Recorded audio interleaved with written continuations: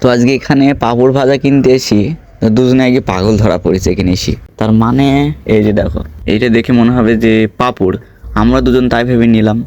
যাক, বলার পরে দিলু। তো এটা পাঁপড় নয়, এটা হচ্ছে রুটি।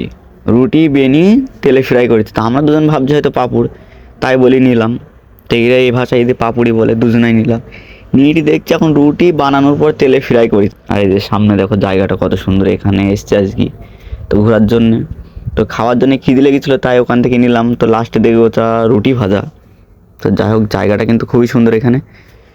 তো আজকে আমাদের এই রুটি ভাজা আর এই সিঙ্গারা খেয়েই থাকতে হবে। রুটি ভাজা কেউ কোনো দিন খেয়েছো এর আগে? এই যে দেখো, এখানকার স্পেশাল একটা পাঁপড়।